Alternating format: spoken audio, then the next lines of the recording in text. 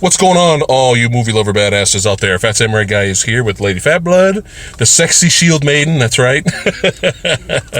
And we just got out of the theater to go see Dunkirk, Christopher Nolan's newest movie, Dunkirk. And man, we had to take a breather, you know, going out of the theater. We were just like, we really enjoyed it. We'll do a quick vlog either today or tomorrow and talk a little bit more about it in detail, but we just want to let you guys know that we recommend going to see this movie in IMAX. Make sure you sit way in the back. Yes. Okay, way in the back. This is full IMAX. Yes. Most of it is. Some of it is traditional with the bars, but as in Nolan fashion, right. The action sequences, the majority of the film is the full, 70 millimeters? Yeah. Like that. So make sure you sit way in the back, but we enjoyed it. We recommend you see it, but we also, it's a recommendation, quick video, and kind of a warning too, to those out there who really want to see this movie for the wrong reasons, and who are likely to see it on their phones. Don't watch this on your phones, guys. Come on. No. Anyway, this is an epic film, but it's very different. So the warning we want to give you guys is: do not expect a Saving Private Ryan, We Were Soldiers, Black Hawk Down, what's some other ones? Hamburger Hill type of war movie. Okay, this is not Full Metal Jacket. No. Okay, this is not it's not that type of war film where you're expecting a lot of gore, a lot of blood. I mean, obviously it's PG-13, just a reminder for you guys out there. But it's not a epic tank battle, Call of Duty, we're jumping over the trenches, shanking people with our bayonets. This isn't even necessarily a personal story. No. And I've heard some people have had issue with this particular with the particular way that they designed the story, is that you don't focus on one person. No. You barely know anybody's name in this film, and I found myself intrigued when I realized the kind of movie that we were in for. This is one of the most uniquely told stories for war story I have ever seen.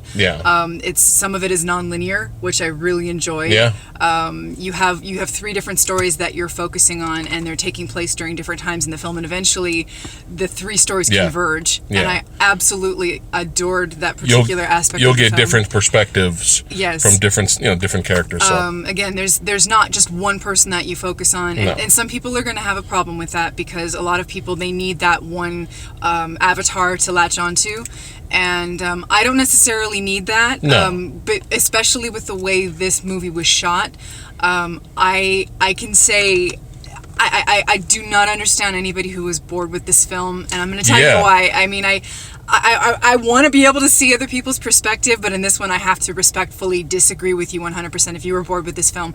I have never seen a war film, a movie told with a story and the way it's shot and edited and everything, where the movie never once takes a breather. No. Never once. Even when you think it's going to take a breather, the music and the tension that the film maintains throughout, it never once stops until the very end of the film. And I found myself sitting up and sitting forward, just trying to pay attention. And the one thing I can understand is if people don't like the single character narrative where you're seeing everything through their eyes. So I understand that, but everything else, I loved the way the movie was told. I loved that you didn't really know everybody, but you knew what was going on. You knew the reasons for everybody being there and doing what they were doing. And we do like movies that take the time to develop the characters. We love Saving Private Ryan. There's nothing wrong with that. Saving Private Ryan is just amazing. Yes. But with this movie, it wasn't necessary to spend a lot of time on backstories of these soldiers because of the situation they're in. There's no time. And I loved it. There is no time, you guys. The movie literally drops you into the middle. There's no opening credit sequences, as most Nolan films don't do. You have the Dunkirk title, and then you have the quick setup of what exactly is happening. And you're literally just dropped into the middle of what's going on. And I love the way this film was presented. I was invested. I mean, I wasn't bored either. And this was over 2 hours?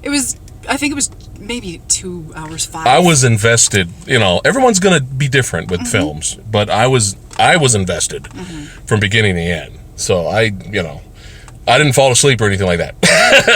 But we had to recommend the film to you guys.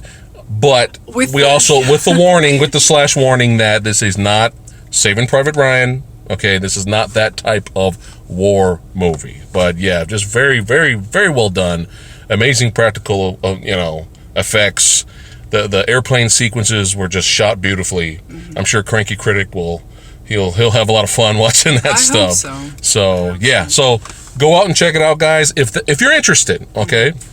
If this isn't your thing, that's fine. If war movies aren't your thing, then skip it. If it's not your thing. If you can't see yourself latching onto a movie where there's no character to relate to, then you might have a problem with this, and I don't recommend going to the theater to see it. You might want to do a Netflix or a cheap rental or something like that. But as a war movie, it's very well made, and it's beautifully shot, and it's very intense. But again, like if you think that that's going to be your deal breaker, where you don't have the development and the people to root for and all of that, then you might have an issue with it. Yeah, but yeah. So definitely, if you're interested, go ahead and check it out. Heed our warning. I love this film. It's maybe we should have just did the vlog right here. Well, hey, there's still time. What do you want to rate it? What's you know what? Screw it, everyone. Screw it. All right. We're already vlogging now. We're already vlogging right now. The movie. We are kind of. Soundtrack. Okay, screw it. We're just gonna do it now. All right. Soundtrack is great. Hans Zimmer came back. Oh my goodness. Does not sound like Hans Zimmer of the Dark Knight trilogy, which again I love the soundtrack for the Dark Knight trilogy. But it can get kind of repetitive. This is not the Hans Zimmer that you used to. No. It's kind of the traditional, hey, I'm a legitimate film composer, Hans Zimmer. The editing was tight. Again, I love the nonlinear storytelling. Yeah. I love the three different scenarios. I loved the sound. The sound was... You guys, this is another reason why we want you guys to go see this in the theater. In IMAX. In IMAX. The sound is... Holy crap, guys. The sound is amazing. Immersive. Yes. It's like when those planes come in, it's like, we're fucked. Yeah, we're hearing death. Yep. It's coming. It hasn't hit us yet, but we're hearing death right now. But yeah, just the cinematography was great. Cecilian Murphy was good.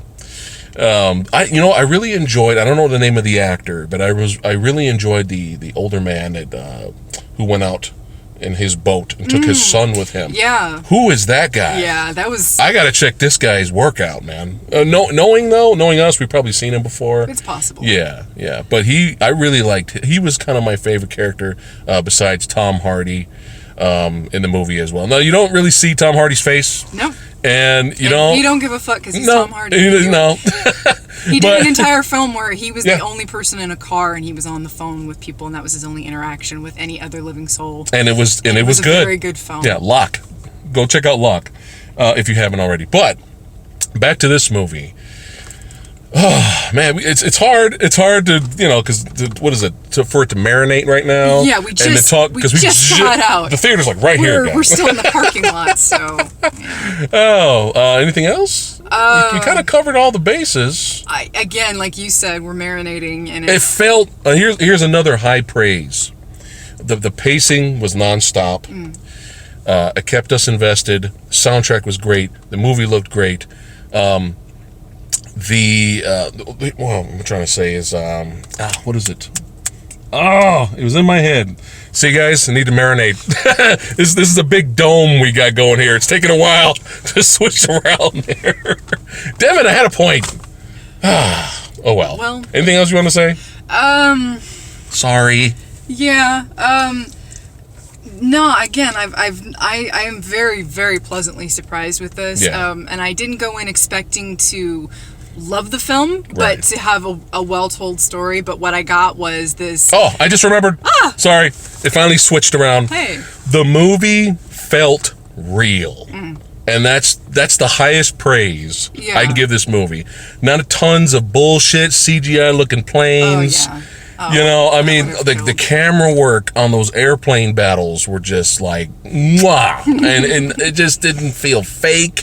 Everything felt real, and that's another high praise that I wanted to give the movie. Again, the film consistently maintains this tension throughout, and it never ever lets up. Even the soundtrack just keeps exactly keeps going. That ticking watch that you hear in the trailers. You basically hear that through most of the film. It's not as distracting as you might think. No, it's not annoying. But I loved that constant tension. Again, I've never seen a film that maintains a constant level of tension and sense of urgency and never stops. Never. Even when you think it does, it's like, no, it's not going to stop. And I was sitting there wondering, how long are they going to keep this pace up? And probably into the 45-minute mark, I realized, holy shit, this is the whole movie. And I guess when I accepted when I realized what I got and I accepted it, I was like, I am so for this. Yeah, the audience seemed to like it too. Yeah, they were very respectful to the movie. You weren't hearing nobody in the background going, "Oh man, that's some fucked up bullshit." Yeah. Can you imagine that? Yeah, that'd be terrible. Yeah, it would ruin everything. But everybody was respectable. I kind of took a quick peek around. Everybody was just alert, watching. We got the 10:15 a.m. IMAX screening. Yeah. This is first opening Saturday of the first weekend that this has been out.